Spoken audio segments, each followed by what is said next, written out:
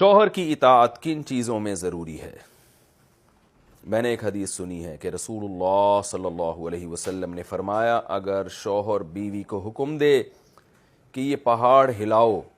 تو اسے چاہیے کہ جا کر پہاڑ کو دھکا لگائے، یعنی اس حد تک شوہر کی فرما برداری کا حکم دیا گیا ہے۔ میرا یہ سوال ہے کہ اسلام میں جو چیزیں حرام قرار دی گئی ہیں،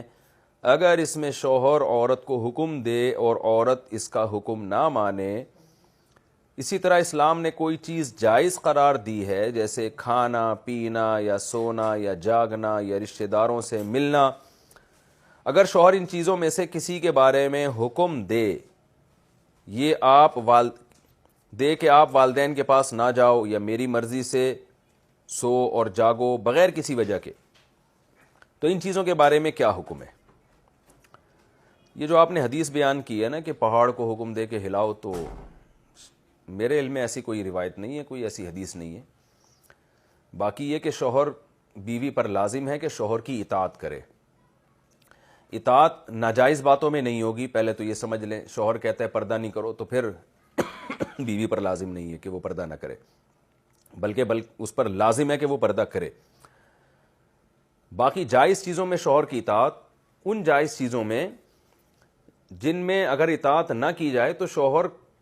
کے جو بنیادی حقوق ہیں ان حقوق میں کمی واقع ہو رہی ہو، تو پھر شوہر کی اطاعت ان چیزوں میں واجب ہوگی۔ خامخواہی کی شوہر اگر کوئی بات کا حکم دیتا ہے جس کا نہ سر نہ پاؤں بلا وجہ، تو پھر اس میں عورت پر شوہر کی اطاعت واجب نہیں ہے۔ اس کی مثال ایسے ہے جیسے حدیث میں آتا ہے کہ عورت نفلی روزہ رکھے شوہر کی مرضی سے۔ وجہ کیا ہے؟ بھئی ہو سکتا ہے شوہر دن میں زوجہ کے قریب جانا چاہتا ہو، شوہر کی خواہش ہو کہ میں زوجہ سے ہم بستری کروں گا، لیکن روزے کی وجہ سے وہ نہ کر پائے، تو شوہر کا اس میں ایک حق مارا جا رہا ہے، اس میں ایک حق ضائع ہو رہا ہے۔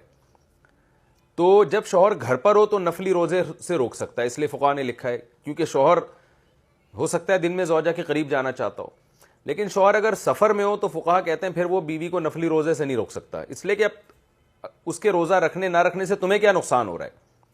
تو اس سے ایک اصولی بات سامنے آتی ہے کہ خامخواہ کی پابندیاں جن میں شوہر کا کوئی نقصان نہیں ہے تو بیوی پر لازم نہیں ہے ان پابندیوں کو فالو کرے۔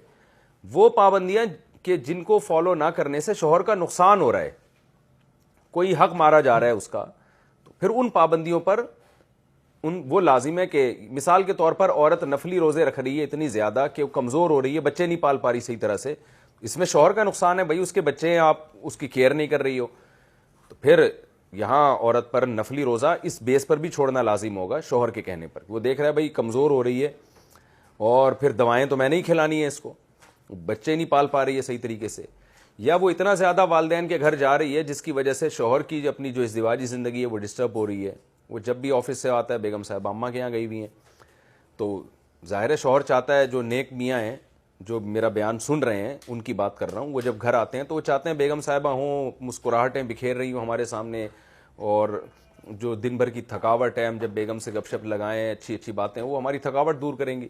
اور میاں صاحب جیسی گھر آئے تو پتہ چلا بیگم صاحبہ تو اماں کے یہاں گئی ہوئی ہیں۔ تو ایسی چیزوں میں کیونکہ باقی شوہر کو ایک تکلیف کا سبب ہے یہ چیز، تو شوہر پابندی لگا سکتا ہے کہ آپ اماں کے گھر نہیں جاؤ گی، لیکن اتنی پابندی کہ جو قطع رحمی میں آ رہی ہو وہ جائز نہیں ہے۔ کیا مطلب کبھی بھی نہ جانے دے؟ یہ غلط ہے۔ تو اس کی فقہاء پھر مدت بیان کرتے ہیں کہ کم سے کم یعنی ہفتے میں ایک مرتبہ یا مہینے میں ایک مرتبہ، وہ ہر جگہ کا عرف کے لحاظ سے اس کی مقدار مختلف ہے کہ عورت پھر اپنے ماں باپ کے گھر جا سکتی ہے، اگر شوہر روکے گا بھی تو عورت پر اس کی اطاعت لازم نہیں ہے، کیونکہ ماں باپ سے ملنا بھی عورت کے لیے ضروری ہے، لیکن اس کی ایک حد ہے۔ تو یہ جو اصول اور ضابطے کی باتیں میں آپ کے سامنے پیش کر رہا ہوں نا، اصولی بات یہ کہ گھر ان قوانین سے چلتا نہیں ہے، ان میاں بیوی کا جو رشتہ ہے نا وہ ان اصولوں اور ضابطوں سے نہیں چلتا، وہ آپس کی انڈرسٹینڈنگ سے چلتا ہے۔ تو جہاں اختلافات ہوں گے وہاں تو قانون کو حکم بنایا جائے گا، جہاں میاں بیوی میں اختلافات ہو رہے ہیں نا وہاں تو پھر یہی فیصلہ کیا جائے گا کہ قانون کی روشنی میں کون صحیح ہے کون غلط ہے۔ لیکن اصولی طور پر اگر گھر کوئی چلانا چاہتا ہے تو مرد کو چاہیے وہ اپنا ظرف بڑا رکھے، بھائی اپنے اماں کے گھر ہی جا رہی ہے نا، ہاں یہ نہیں کہ روز ہی جانا شروع ہو جائے، تو چلو یار ہفتے میں ہر ہفتے میں ایک کے بجائے 2 دن چلی جاتی ہے تو مرد تھوڑا سا ظرف بڑا رکھ لے، اور عورت بھی تھوڑا سا اپنے میاں کا خیال کر لے کہ بھئی اس کو بار بار جانا پسند نہیں ہے، تو میرا کتنا اچھا میاں اللہ نے مجھے دے دیا جو ہر وقت چاہتا ہے کہ میں اس کے پاس بیٹھی رہوں. ایسے میاں تو مارکیٹ میں آج کل میں کہتا ہوں کہ ریٹیل پہ بھی نہیں مل رہے، ہول سیل تو دور کی بات ہے. تو وہ یہ سوچ کے کہہ لے کہ بھئی ٹھیک ہے یہ اطاعت مجھ پر لازم نہیں ہے لیکن میں کر لوں تو ثواب ہی ملے گا. تو اس طرح سے اگر وہ کریں گے نا کہ مرد اپنا حق چھوڑے اور عورت شوہر کی جو اطاعت لازم بھی نہیں ہے وہ بھی کرے، تو پھر محبت سے گھر چلتا ہے. اور اگر حقوق کی کھینچا تانی لگی رہتی ہے تو عام طور پر پھر گھر چلتا ولتا نہیں ہے.